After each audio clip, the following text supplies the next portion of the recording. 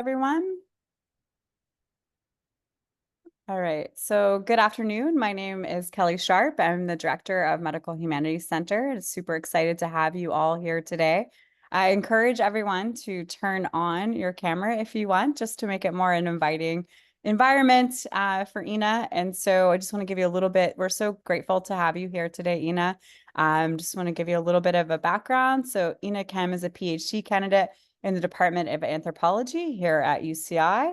She received her BA and her MA in anthropology at Seoul National University. Her research and teaching focuses on ecological imagery, medical anthropology, data ethnography, and energy politics, nuclear disaster, and Japan. Her doctoral dissertation is Unnatural Environment, Data, Politics, Ecological Imagery in the Post-Nuclear Japan, which is really exploring this anti-neoliberal political subjectivity and post-human environmental ethics of citizen radiation detection labs in post-Fukushima, Japan. So without further ado, thank you so much. If you want to share your screen, I'm looking forward to your talk today. Appreciate your time. Thank you so much for the introduction. Let me share my screen first. Can you guys see my slides here? Okay, Yes, I guess. can see them. Yep. Thank you. Okay, then let me get started. Good afternoon, everyone. Thank you, the Center for Medical Humanities, for having me to the Works in Progress session. And thank you all for attending this talk today, especially when the weather got cleared and it's so great to go outside. But yeah, you guys are here. Thank you so much for your support. My name is Ina Kim, and I'm a PhD candidate in anthropology at UC Irvine. I'm currently drafting my doctoral dissertation after a year of in-person fieldwork in Japan and a 16-month remote participant observation because of the pandemic. My dissertation titled Unnatural Environment, Data, Politics, and Ecological Imaginary in Post-Nuclear Japan examines how citizen radiation detection labs reveal and challenge naturalized environmental injustice following the Fukushima nuclear disaster in 2011. Today, I specifically focus on citizen labs radiation detection in different bodily constituents, including teeth, bones, and urine, and also thyroid cancer examinations. And this talk is based on one of my dissertation chapters titled Unnatural Bodies, Problematizing and Medicalizing Irradiated Bodies in Post-Nuclear Japan. Here is what I would like to discuss in today's talk. I'll firstly discuss the background of this research and my research questions, and also previous research regarding abnormality of bodies in medical humanities. Then I'll address three ethnographic cases surrounding teeth and bones, urine, and thyroid cancer, which show how citizen science in post-Fukushima Japan decenters normalized ideas and also practices of radiation exposure to both human and more than human bodies. And then after I wrap up, I'd love to take questions and do some discussion. First, let me talk about why and how citizens started detecting radiation in various bodily constituents in Japan. As many of you might already know, on March 11th, 2011, the Fukushima nuclear power plant reactors were struck and damaged by tsunami.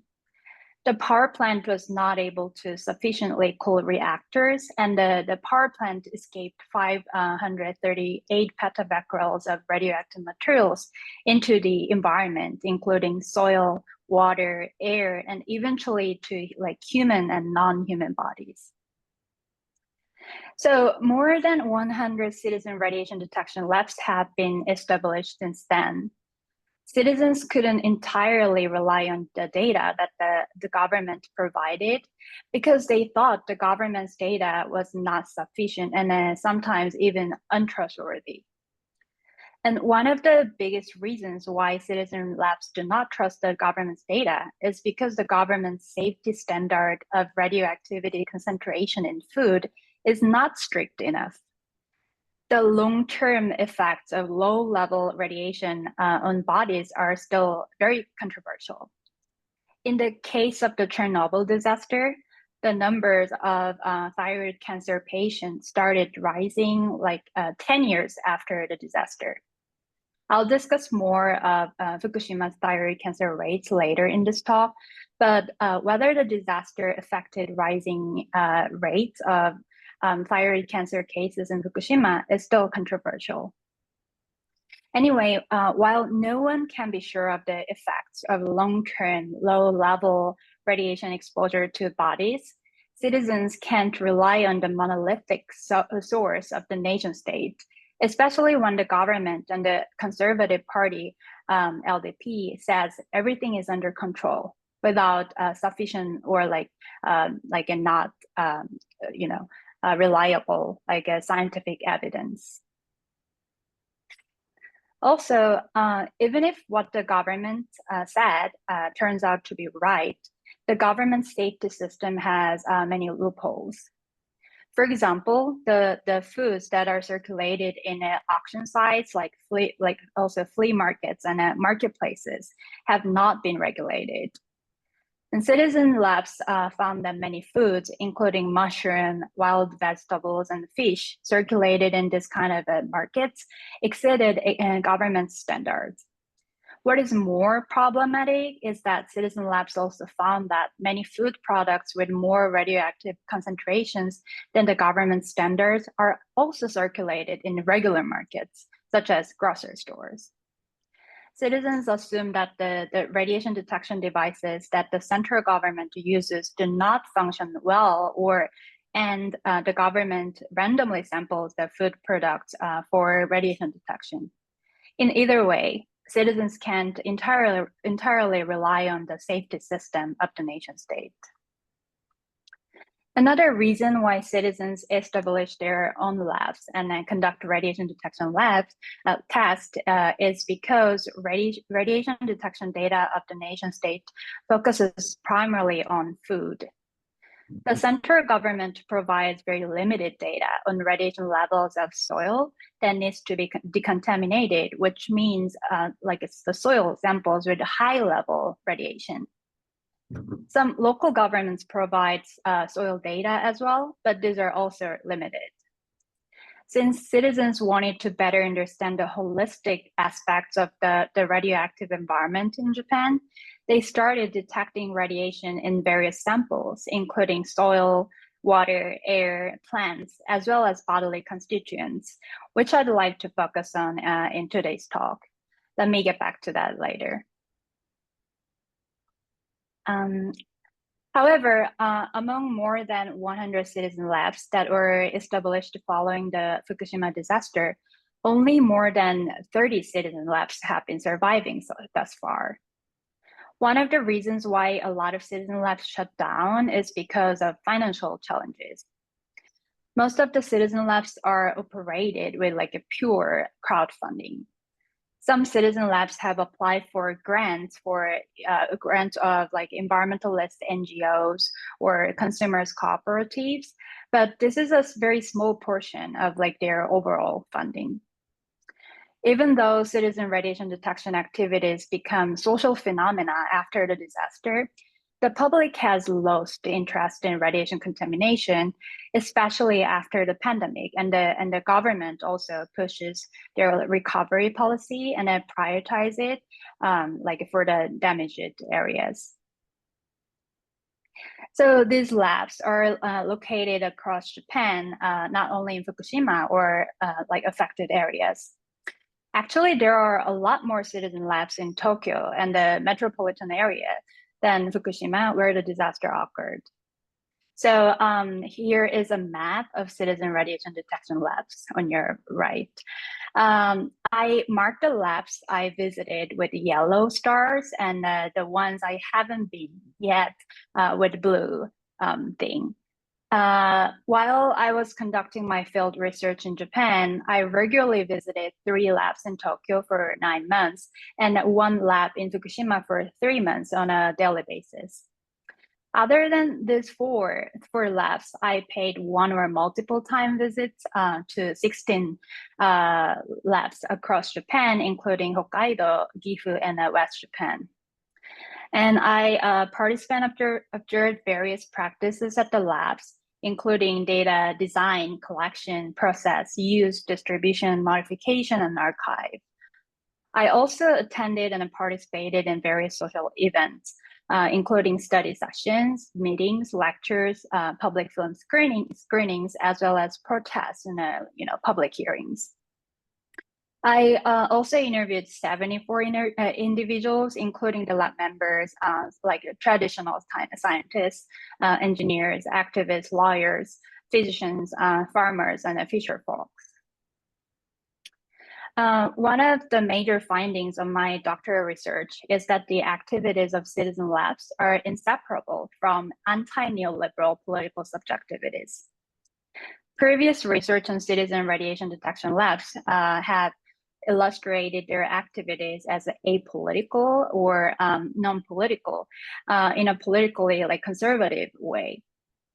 However, during my fieldwork, I witnessed that the members of the citizen labs are fully aware and critical of environmental governance of the neoliberal nation state and the global nuclear industry.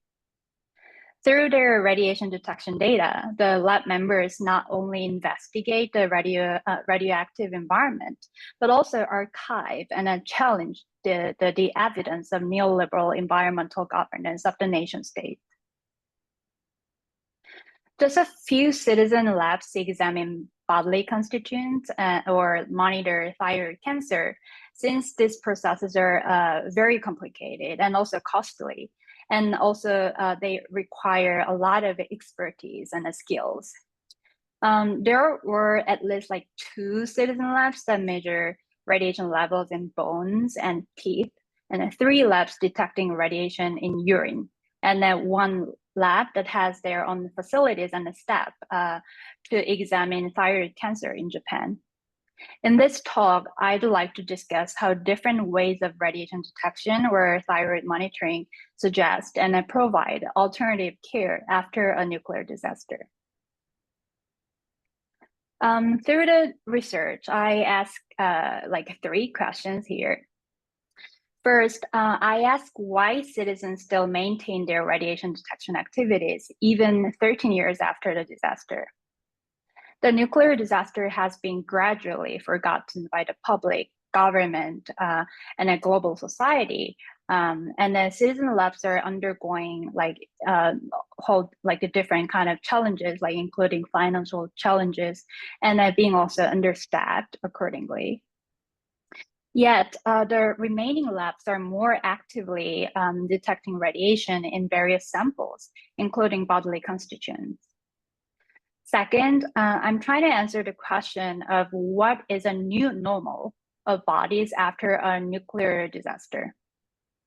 After the nuclear disaster, the narratives of the Japanese government have justified and normalized low-level radiation exposure to the bodies. How has radiation in our bodies been normalized?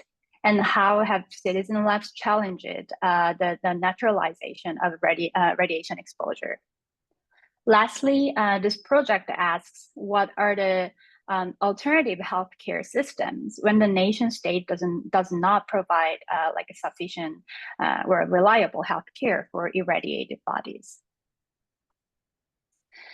In this research, I questioned the concept of abnormality of bodies and critically engaged in the debates of medical humanities. In medical humanities, especially medical anthropology, the cultural norms and abnormality of bodies have been studied with diverse ethnographic cases. The question here is how culture determines the boundary between normal and abnormal bodies in different historical and social contexts. For example, Ruth Benedict, who kind of ignited the conversation regarding abnormality in cultural groups in anthropology, demonstrates that the concept of abnormality and anormality is culturally determined by suggesting the manifestations of normality in different cultural settings in terms of psychic, sexuality, illness, and morality. And other scholars in medical humanities, like many different fields of medical humanities, have engaged with the conversation regarding socially acceptable or undesirable bodies in different societies in terms of the concept of illness and health, mental disorder, body images, aging, reproduction, gender and sexuality, and race. In Japanese context, after the Fukushima disaster, social exclusion and stigmatization of irradiated bodies, especially how Fukushima children are excluded or like stigmatized when they evacuated to other areas from Fukushima, because they are like from Fukushima. Sometimes they got bullied by like their classmate or like some parents say like, oh, you should not hang out with these kids because they're from Fukushima, even though radiation is not contagious. But yeah, this kind of study has been seriously considered. However, in my research, I approached the abnormal bodies in relation to medicalization and care from different perspectives. When bodies are considered and marked as abnormal, various social cultural ideas and practices are intervened in the bodies. If we only focus on the stigmatization of irradiated bodies, we will lose the conversation of like what is the right care for irradiated bodies. In this research, I argue that because low-level radiation exposure is normalized after the Fukushima disaster, care for irradiated bodies also ignored and stigmatized. Like Campbell et al. Said, care is a contextualized social relationship. So care provides social spaces where participants, actors can engage with and recognize each other, like with like different social practices. In examining the relationship between like normal bodies and care, I attempt to understand the characteristics of relationships among those who participate in the conversation of how we deal with the bodies after a disaster. Radiation detection in different bodily constituents tells us about the naturalization of radiation exposure supported by the nation state and also global nuclear industry. And it also has a question of like what care we need after a nuclear disaster. First, I'd like to talk about radiation detection in milk teeth, like teeth and bones, which demonstrates the history of long-term environmental injustice of the global nuclear industry. Milk teeth are early temporary teeth in children that fall out as the permanent teeth come out. Although the vast majority of citizen labs were established following the Fukushima nuclear disaster in 2011, the members of this lab situate the Fukushima disaster in a broader global history and a context of nuclear crisis beyond Fukushima and beyond Japan.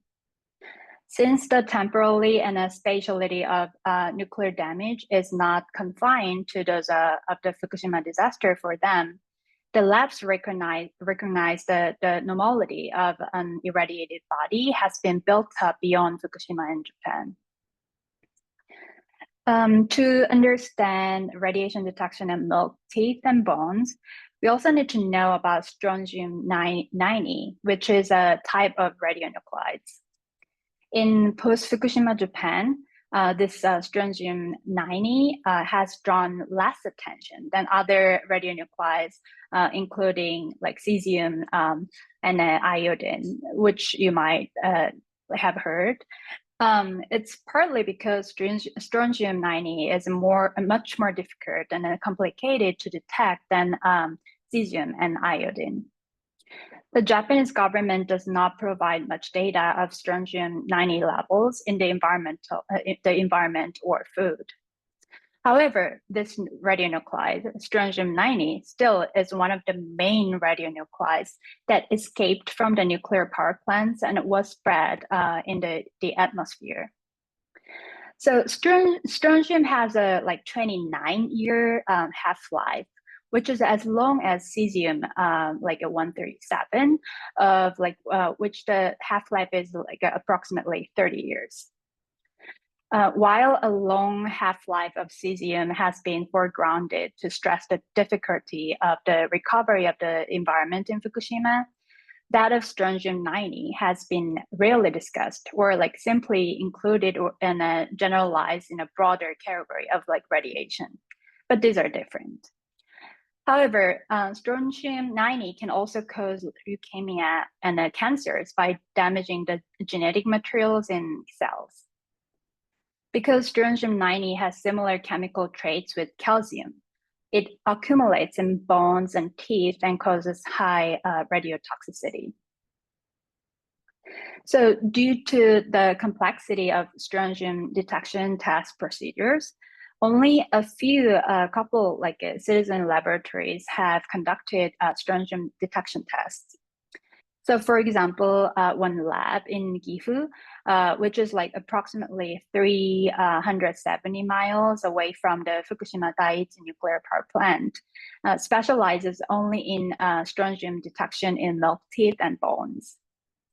So this area, Gifu, has rarely been affected by the fallout caused by the Fukushima disaster. But the lab was founded by various traditional scientists who are based in Gifu, including nuclear physicists, chemists, biologists, and medical doctors. And non-scientist citizens, including evacuees from Fukushima later, joined the lab in support of the lab.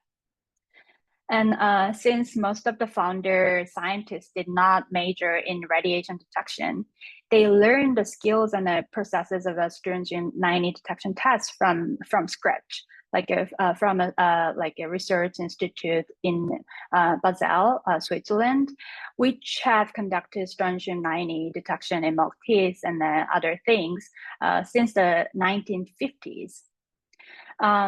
For now, the Gifu Citizen Lab collected just very small samples of milk teeth from those who were born before the Fukushima disaster, and also other milk teeth samples from people born after the disaster.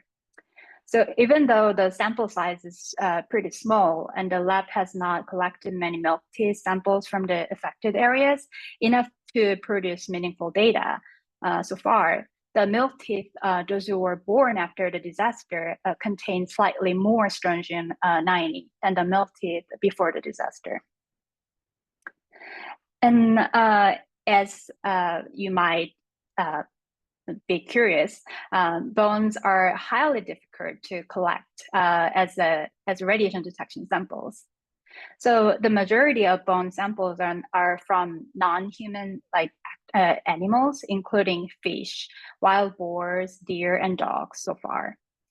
And some clients of Citizen Labs donated their bones before they, passed away by mentioning in their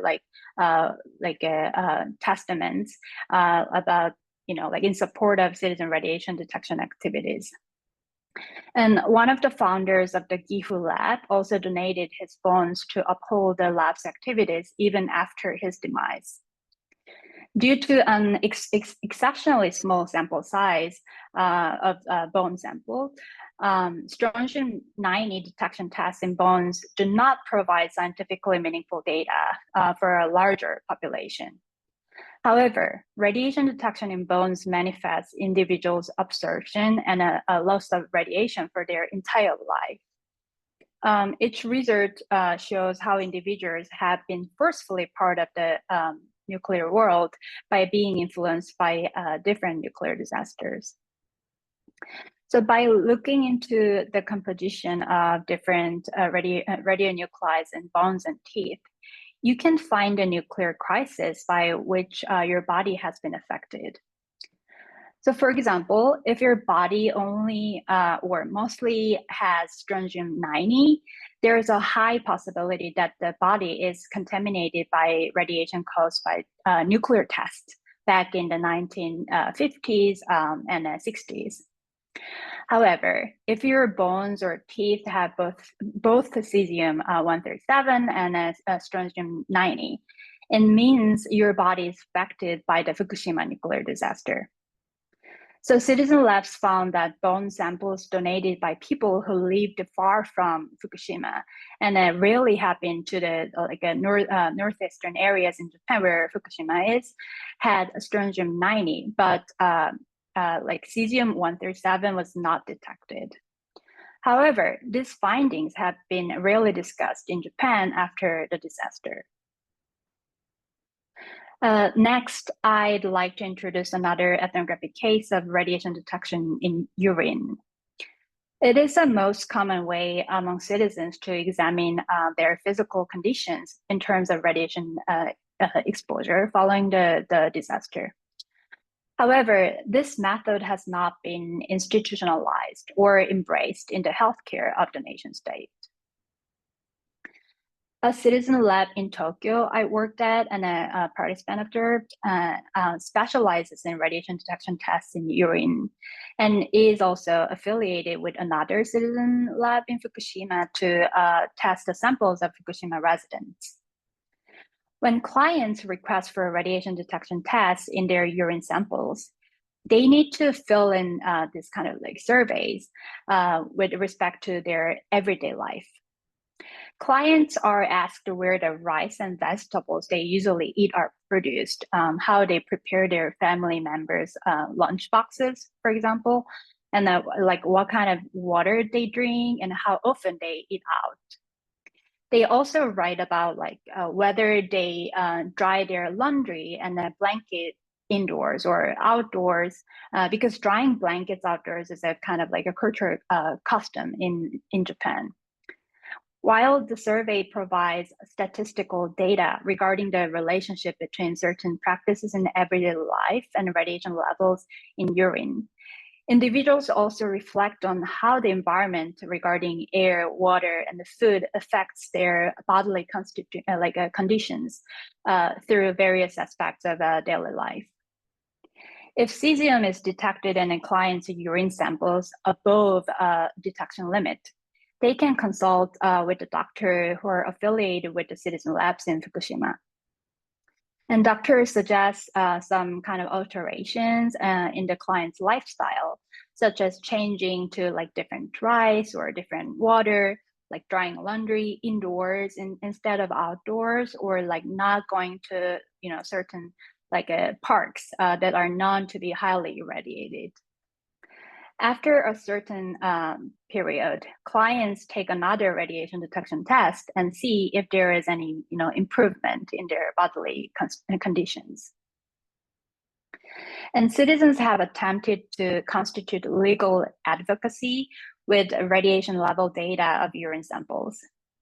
In December 2014, 808 residents in Minamisoma, Fukushima, one of the most affected areas, filed a lawsuit against the government and the Tokyo Electric Power Company, requesting to invalidate like a 20 millisievert per year of the current like evacuation standards. The plaintiffs and a citizen lab in Tokyo compared radiation levels in the urine samples of Minamisoma residents to those of West Japan residents in order to prove the bodily effects of the disaster. The results displayed a significant gap in radiation levels between two focus groups. The Minamisoma group had higher levels of radiation. However, radiation detection in urine is not supported and even not recognized by the nation state. Despite the possibility of multiple ways of conceptualizing a natural body in the nuclear world, the absence of medicalizing other ways to examine one's body monopolizes the ideas of a natural body. Although a urine test is the most popular way to understand individuals' bodies in terms of radiation exposure after the nuclear disaster, the Japanese government has never institutionalized a method of acquiring the bioinformation in urine. Due to this, citizens have struggled with institutionalizing radiation detection tests as part of the healthcare system and medicalizing bodies that they believe to be abnormal. When I interviewed a founder and a representative of a citizen lab in Tokyo that actively conduct radiation detection tests in urine, they told me how difficult it was to equip them with facilities for urine tests in the beginning due to the lack of relevant regulations. So there is no legal foundation regarding like standards or restrictions specifically for radiation detection in urine. When the citizen lab first reached out to the like municipal health service department to avoid any legal penalty caused by like unintentionally violating law, they were told that radiation detection in urine is close to the task of like a medical laboratory. Um, but like after that the lab had to so they had to like prepare documents and all the facilities, but after consulting with lawyers, medical doctors, and like eventually the Ministry of Health, Labor, and Welfare, the citizen lab realized that they did not have to endeavor to satisfy the municipal health like health service department's demands at all this like nuisance happened not only because of the government had no precedent, but also because they had not considered institutionalizing the method of radiation detection in urine for common citizens. So this is a representative case in which a body with a low level radiation is excluded from the medical care of the nation state. Lastly, I'd like to discuss thyroid cancer examination conducted by citizen labs. Thyroid cancer examination is different from radiation detection in bodily constituents. But this ethnographic case also demonstrates the loopholes of national healthcare and how citizen labs, especially, provide alternative healthcare after the disaster. A citizen lab in Fukushima established their own clinic inside the lab and hired doctors and who are specialized in thyroid cancer examination. So they offer thyroid cancer examination free of charge to anyone that was 18 years or younger than that in 2011, who's the like most vulnerable population to radiation exposure after the disaster. So the clinic provides residents inside and also outside Fukushima with alternative healthcare that the central and local governments failed to offer. So those who were outside Fukushima when the nuclear disaster occurred are not eligible to receive thyroid cancer examinations at national healthcare institutes free of charge. Therefore, Fukushima residents who were temporarily staying in other prefectures at the time of like the disaster, or like those who moved to Fukushima right after the disaster, do not have access to national healthcare. For example, the manager of the clinic I interviewed was originally from Fukushima, but for her husband work, her family had to temporarily move to Miyagi, which is like a near kind of a prefecture near the affected area at the time of the disaster. When she moved back to Fukushima 6 months after the disaster and requested the municipal government for a thyroid cancer exam for her daughter, they refused her request. And here is a quotation of her interview. I didn't put all the quotation here, but she said, the staff in charge of the registration looked very sorry, but had to say, your daughter is not eligible for this. Unfortunately, it's the rule. But I know the person also couldn't help because it was the order from above. So after all, it's a decision of the people in higher positions. Those people might not realize there are different ways of living, or it can be the matter of like where to draw a line. I could have been more understanding if it had been my case, but if it's the case of your own kid, it's really hard to get. The homeroom teacher of my daughter was a nice person, and she said to me that she felt bad and nervous when she had to leave my daughter alone in the classroom while other kids went to get the checkup for thyroid cancer. The clinic members, including the doctors, nurses, and manager, pointed out that this is a loophole of the government's policy. Many clinic members and clients I had like interviews with commonly said, radiation does not know where a border is. In fact, the governmental data also proves that radiation contamination is not a matter only of Fukushima, and radiation levels differ even in Fukushima, depending on like geographic or meteorological factors. Higher level radiation than several areas in Fukushima is detected at some spots in the neighboring prefectures of Fukushima as well.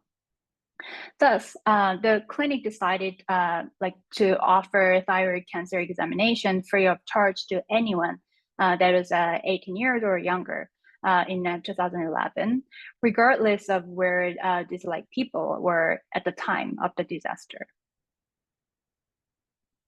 The recent controversy surrounding rising thyroid cancer rates in Fukushima exemplifies a debate of how to define an unnatural or abnormal body after a disaster and who is responsible for a disaster and body making.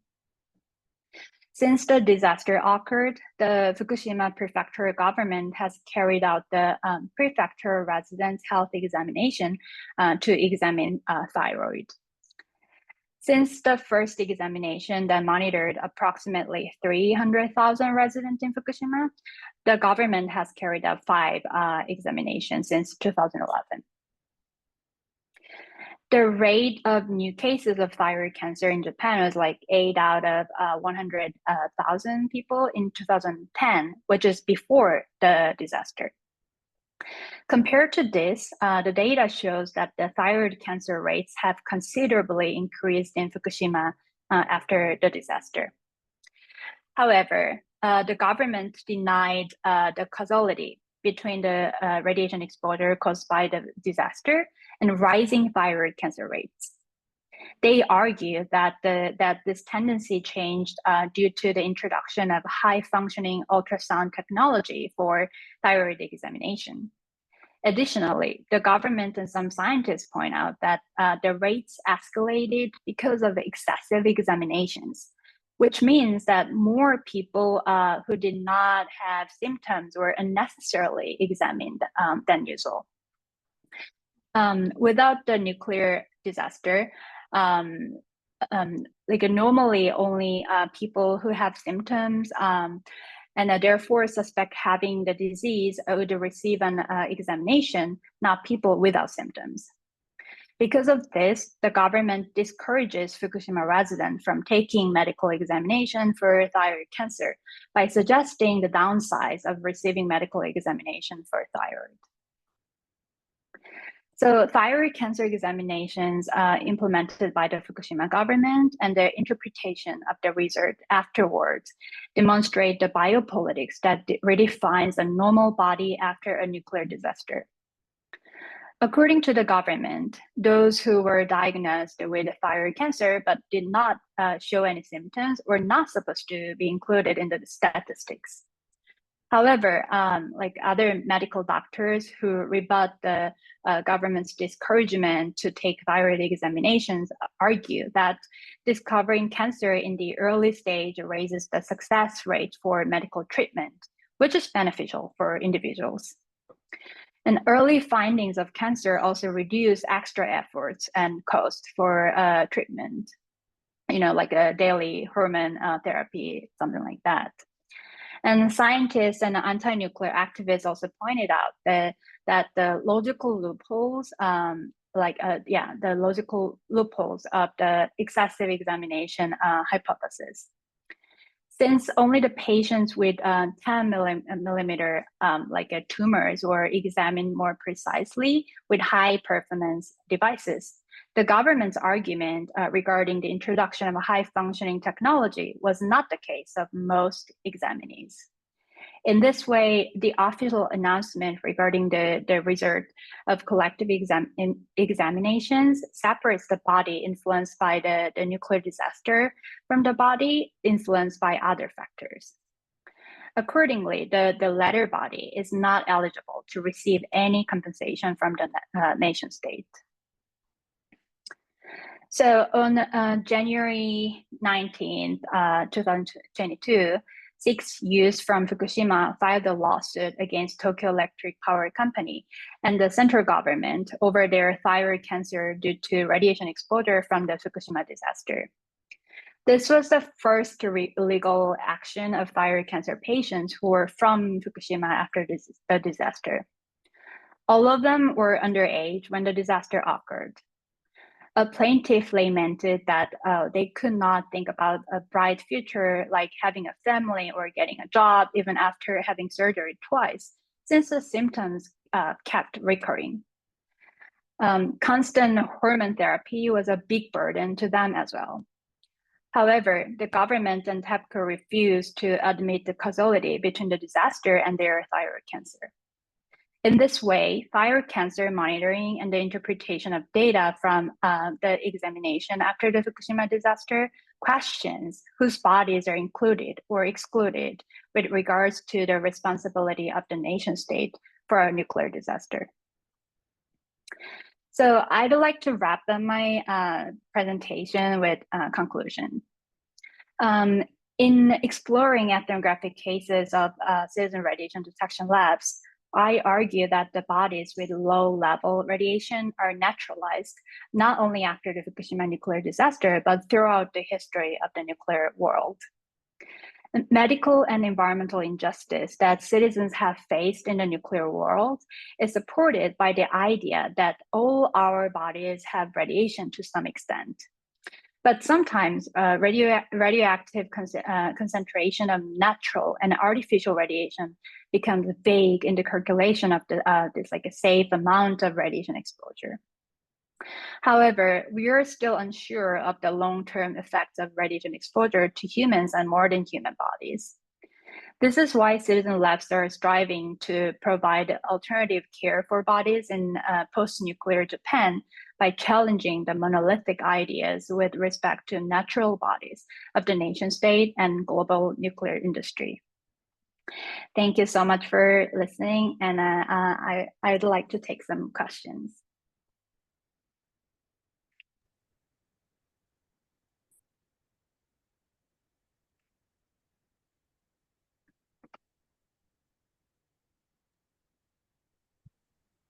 Okay, now I'll start.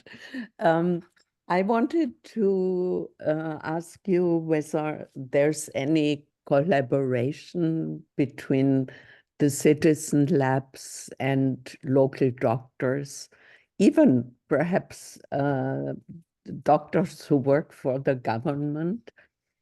That's the one side of the question. And then the other about collaboration with lawyers.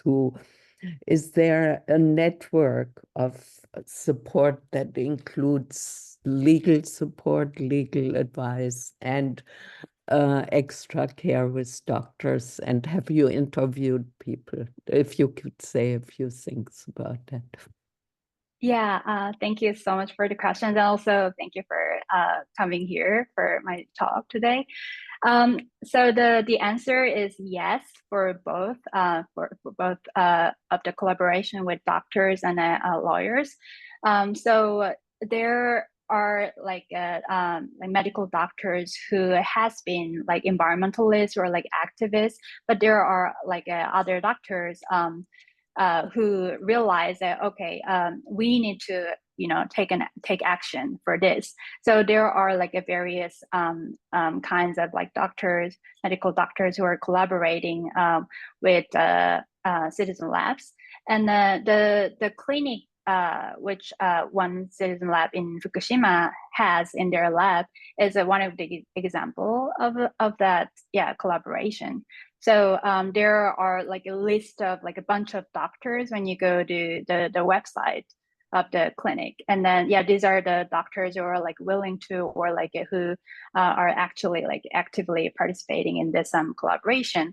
And the last kind of like the photo I showed you before the conclusion is actually the group of like citizen labs and the lawyers who filed a lawsuit for like against the government and the TEPCO, the Tokyo Electric Power Company. So these are that's why I wanted to, but also I was introduced to like like doctors and lawyers, and then they wanted me to talk to them, because otherwise you can't find like a piece of like a puzzles in this like bigger picture. So there is. Mm-hmm.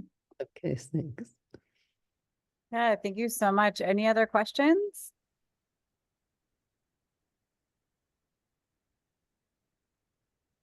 Go ahead. Thank you.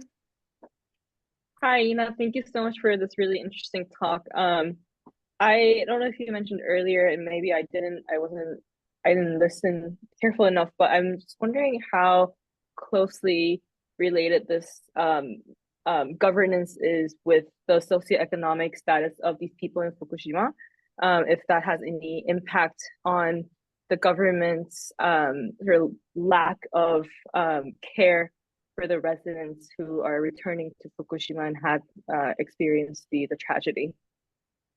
Thank you for the great questions. And I don't think I like specifically mentioned these things like in my talk, but these are like in 2 chapters of my dissertation.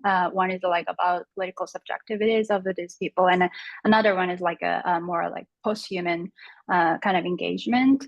So that is a really like a big kind of controversy these days in Fukushima, because the government is trying to have more people, like more returnees, like from outside Fukushima, to like rebuild or like rehabilitate Fukushima.